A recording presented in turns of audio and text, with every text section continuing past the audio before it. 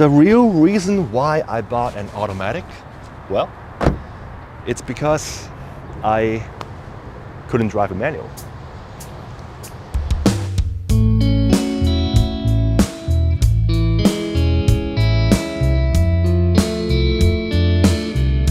This is my 2015 Fiat 500 Abarth, which I bought brand new in 2014.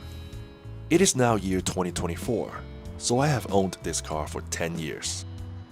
I live in Toronto, Canada, so this Fiat is a North American spec car. You could say that this is an Italian car, but I can tell you it is made in Mexico. In 2012, Fiat began to sell its 500s here in Canada, and then it was discontinued in 2019. The 2015 Fiat 500 lineup here in Canada has these models up for sale: the Pop, the Sport, the Lounge, the Turbo, and at last, the Abarth. Now let's put the history aside and talk about my Fiat 500 that I owned for 10 years.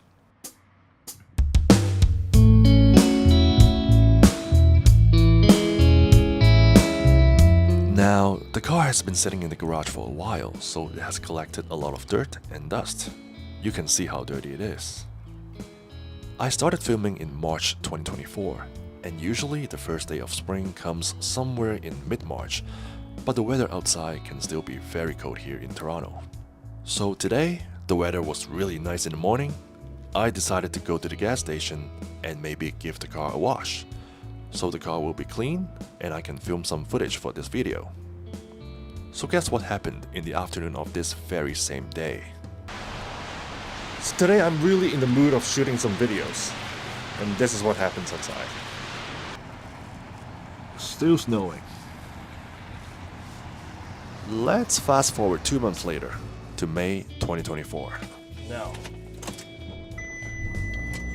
my car is super dirty, so I'm gonna wash it. I think it's completely okay to go through an automatic car wash. So let's go. Let's line it up correctly. Welcome to Shell Canada. Please enter your 5-digit code now. 53438. 53438. You're for the wash. Neutral. Closed. Windows closed. Now many people are gonna criticize me for bringing a car through an automatic car wash like this, but I think it's completely fine.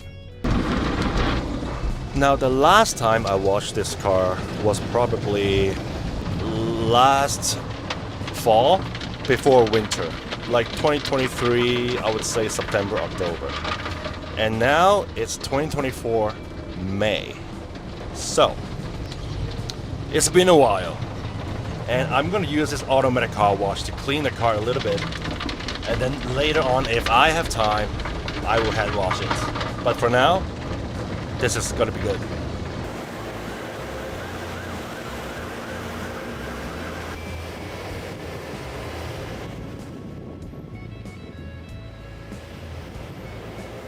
Now the car is somewhat clean, let's move on to my 10 years of owning this Fiat 500. I have this binder here which contains every single service record of this Fiat. In the following chapters, I will walk you through the car, give you a little bit of a review, and then we will look into this binder and see how it is like to live with this car for 10 years. Let's go.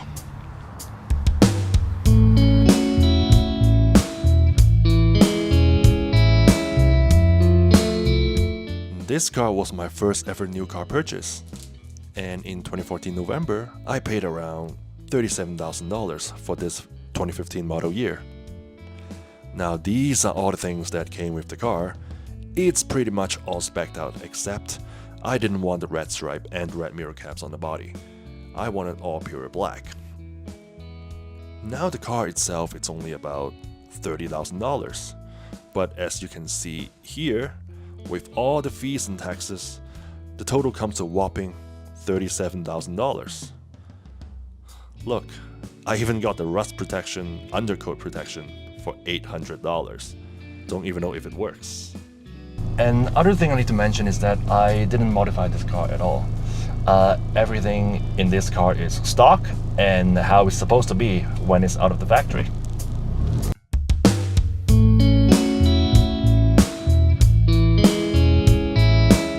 So this Fiat has a 1.4 liter turbocharged engine, and it produces 160 horsepower and 170 pound-feet of torque. It sounds slow, but it only weighs 1,500 kilograms, so, well, you know, it's slow. But, it has an exhaust that sounds like this.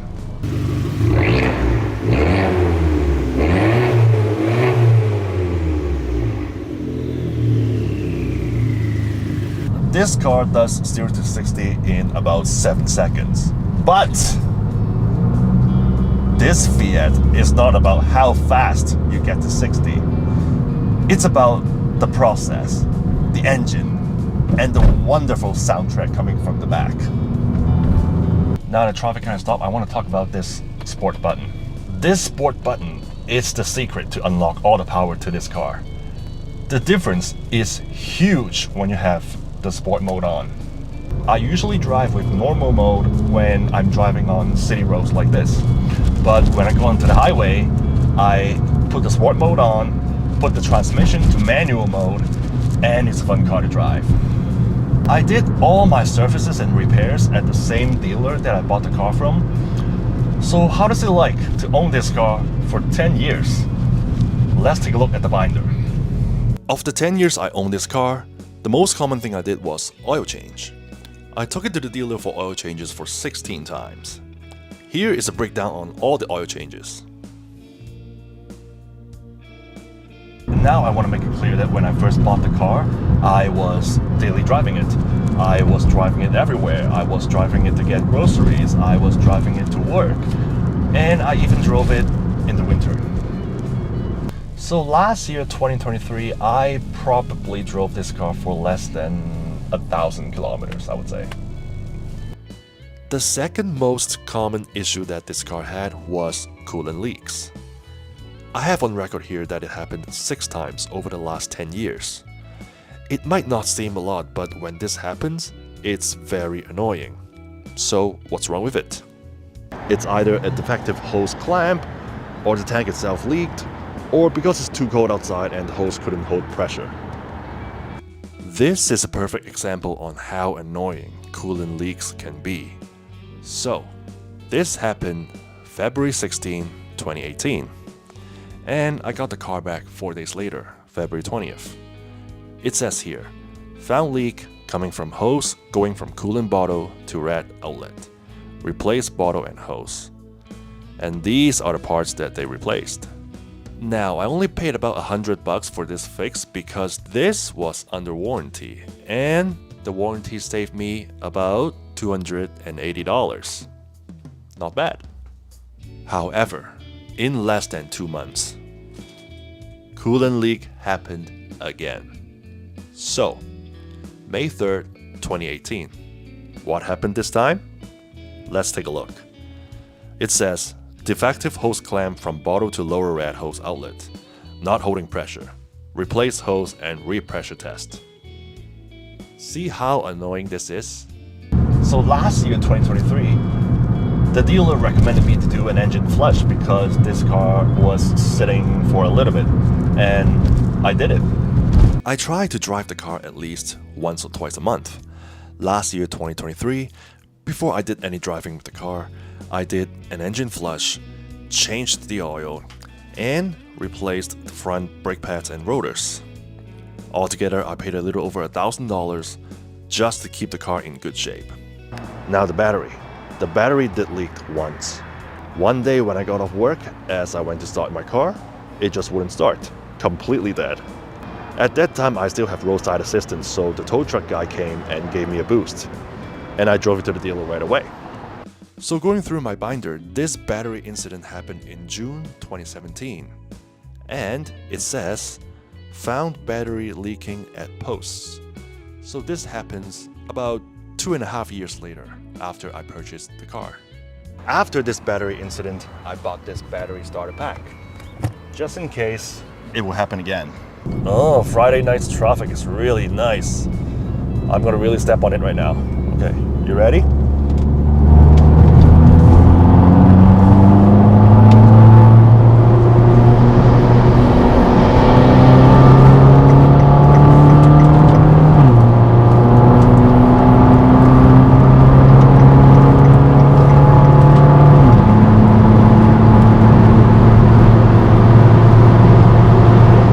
With that, let's talk about the gearbox.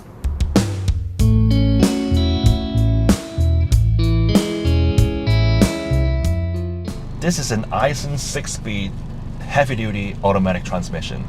So this 2015 year model is a very special year for this Fiat because if I remember correctly, this is the first year that Fiat offered this car, Abarth, with an automatic transmission.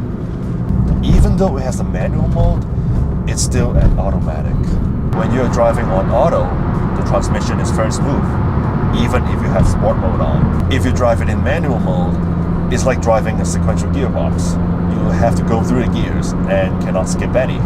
It does have auto ref matching when you drive in manual mode, so the drive is still smooth and very pleasant. However, even with auto ref matching, downshifting is a little bit tricky. I'm on 6th gear right now. Things are still very smooth when I shift down to 5. Like that. And to 4th. It's still very smooth. I'm on 3rd now. I'm gonna shift down to 2nd. Smooth as silk. Now, it will be very clunky and choppy if you shift down manually from 2nd to 1st. So usually I'll just brake and let the computer shift down for me. Of the 10 years that I owned this car, there wasn't a single transmission problem, so that's a thumbs up.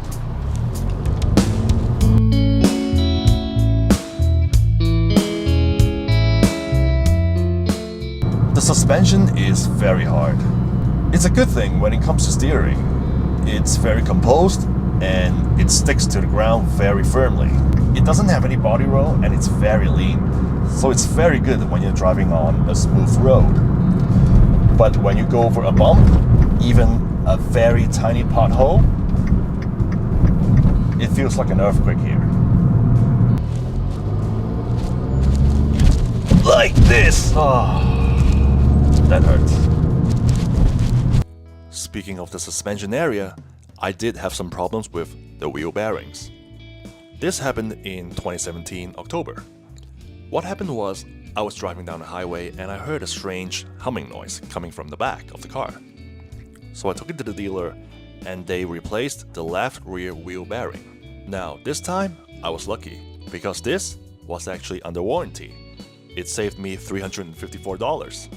But then 2 years later, in July 2019, it happened again.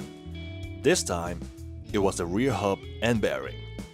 And this time, I wasn't so lucky because I had to pay $521 to fix it. Now the steering.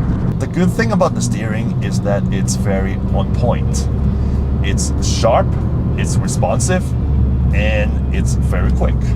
It makes you feel like you're driving a very fast car with very nimble steering. Now the bad thing about it is very heavy. It is especially heavy if your front tires are not up to spec, meaning low tire pressure. It does take some time to get used to the heaviness of the steering, but once you get over it, it's golden.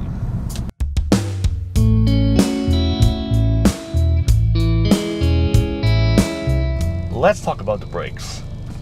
The brakes are very basic. I know it has a red caliper and it looks very fast, but at the end of the day, it's just a regular brake pads and rotors. Look, the rotors are not even drilled or slotted, but for regular daily use and some occasional fast driving, it's very good. The rear brakes were serviced in 2016. The front pads and rotors were replaced in 2017, and then it was replaced again last year in 2023. Now, brakes are not cheap. The one time I serviced the rear brakes, It only cost me about $130, so that wasn't too bad. However, when I had to replace the brake pads and rotors, both times together I spent about $1,600. Ouch. Now bear with me because I want to talk about the tires. And oh boy, do I have a lot to say about these tires. These are Pirelli's P0 Neros on a 17-inch rim, and they are considered as 3-season tires. So basically summer tires. The first few years of owning this car, I drove this car in the winter with these tires. Driving in the winter with these tires are actually not that bad. Obviously, it's not the ideal choice, but if you want an exciting drive when it's snowing outside, this can be very fun. Now with these tires, surprisingly, the most annoying thing is not driving in the winter. The most annoying thing is this. Let me get it out. So it says N2, which means nitrogen. So Fiat recommends you to use nitrogen to fill up these tires.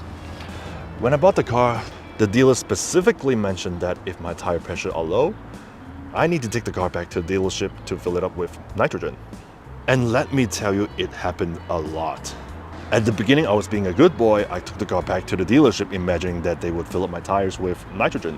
I noticed that they didn't later on because my tire pressure keeps dropping in the winter, and nitrogen wasn't supposed to do that. And I kept thinking about this because, you know the tire repair kit that comes with this car?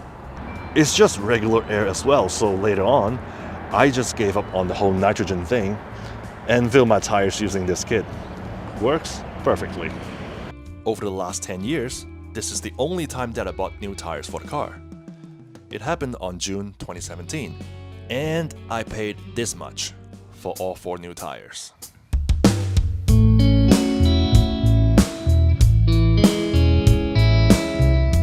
The interior of this Fiat is very basic.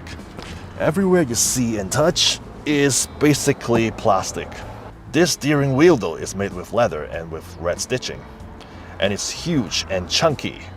There's a lot for you to grab. You might be asking, are these seats comfortable? Well, not really. But at least they are red and black. I'm about 6'1", and I can fit in here without any problem. But the sitting position of this car is very high and very awkward. It feels like you are sitting in an SUV. The seat is already adjusted to the lowest point, and my head is constantly hitting this pillar, and there's nothing I can do about it. The most common thing that are broken with these seats are the armrests. Thank God mine are still intact. To access the back seats, you pull up on this lever, and then you push forward.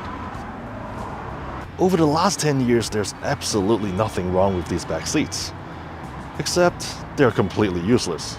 Yes, you can fold them down and you can put a lot of stuff in the back.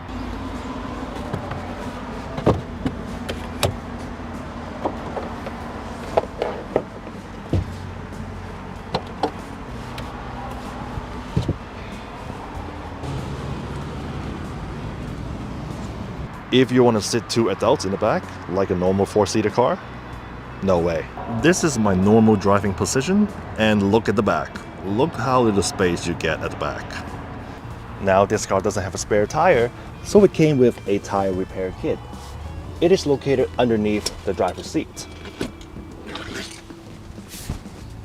It is an air compressor with sealant for a quick repair. The sunroof, well, it's just a sunroof, nothing special to talk about. The cover though, this cover is just some mesh material, and it's see-through. It's blocking some of the sun, but, well, it's see-through. To be honest, I should have bought this car without the sunroof, because number 1, I will get a little bit more headroom inside, and number 2, I didn't have to pay extra for it.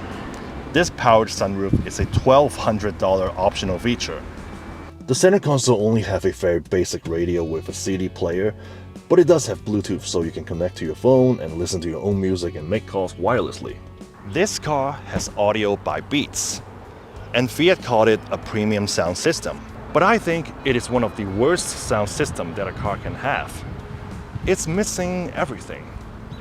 I don't know if it's the acoustics of the interior or whatever reason, it doesn't have enough bass, and the mids and highs are very sloppy. Even if you're listening to the CD or your own music on your phone, it still sounds like you're listening to a cheap radio. But who needs to listen to music when you have a pure soundtrack coming up from the back?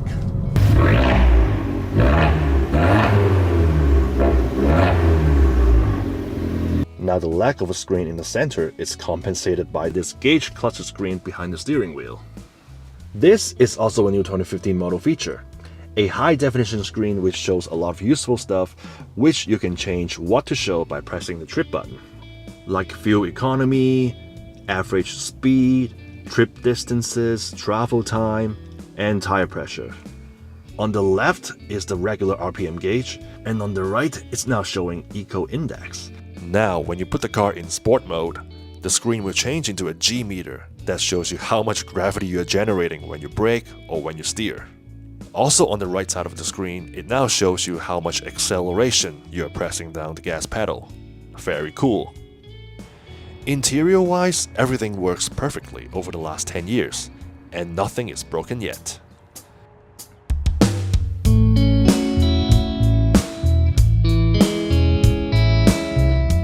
Like I said in the beginning of the video, I am one of those people that uses the gas station automatic car wash.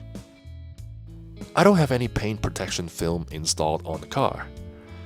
Plus 10 years of driving on the road, the summer sun and the winter snow, the paint is actually holding up really well.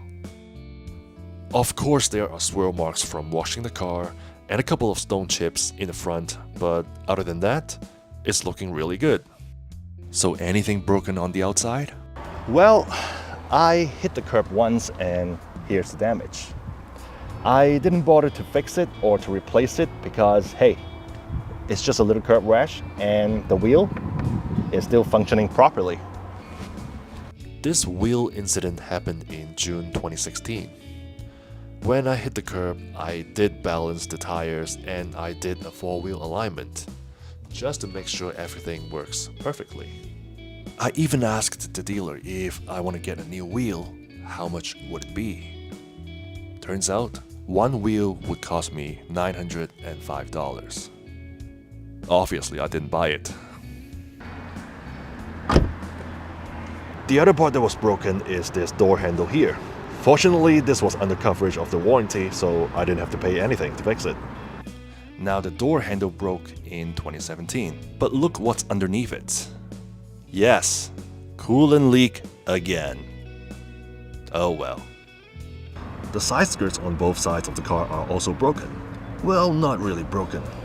You see, Fiat decided to use a minimum amount of glue, hoping that this would stick. But it doesn't. You see, this part came off. And on the other side, this also came off. They are not broken, just that it needs a stronger glue or something. When I took my car in for service in November 2016, the dealer even noticed the damage, because it says right here, noticed damage on front left bottom skirt, and they didn't do anything about it. They probably thought I broke it. I was editing this video and I remember I have this folder here. These are pictures that I've taken over the years of my car. Now, pay attention to this first picture because it was taken on November 13, 2014.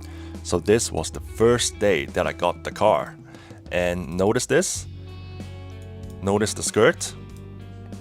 It was broken from day one. How did I not realize that when I took the car from the dealer? Oh well.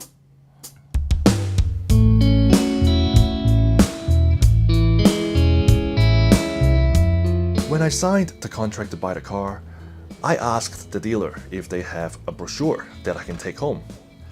They didn't have a 2015 one, but they did have this 2013 brochure. It's a very nice showcase of the 500. Where is the Abarth, you ask?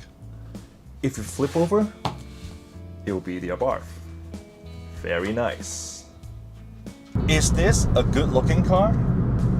That's very subjective, and you either hate the look of it or you love it.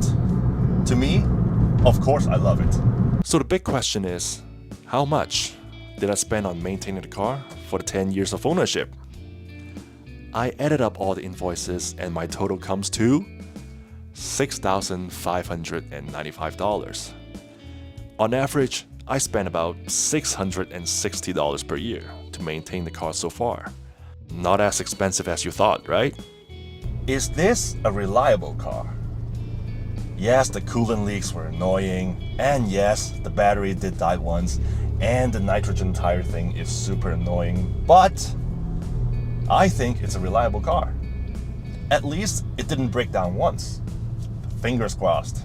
I think with good services and maintenance, this car can go a very long way. Now, going through my binder over the last 10 years, I noticed there was only one recall. It says recall R48. Reprogram PCM. I was like, what's a PCM? So I looked it up online, and PCM stands for Powertrain Control Module. It's a software update to improve the activation timing of the backup lights when shifting the transmission into reverse. Very important, right? Now, is this a good car? To be honest, even after 10 years of owning this car, I don't think this is a good car. Well, if you're looking to buy a car within the same price range, why on earth would you pick this Fiat over the others? Like, I don't know, on top of my mind, like that Mini Cooper there, or a Golf, or an FRS, or something like that. Because if you buy this car brand new like I did, it wasn't cheap. If you go on AutoTrader and search Fiat 500s, you will see a lot of 2012s and 2013s up for sale, and for a cheap price as well. But I can say that after 10 years of owning this car, I still love this car a lot. And I still enjoy driving this car very much. Every time I drive this car, it does put a smile on my face. Like right now, I'm sitting in traffic, but I'm very happy because I'm driving my Fiat 500. It really helps you to forget your problems, and the car is telling you just to enjoy life for a little while. With that, thank you for watching this video, and I'll see you next time.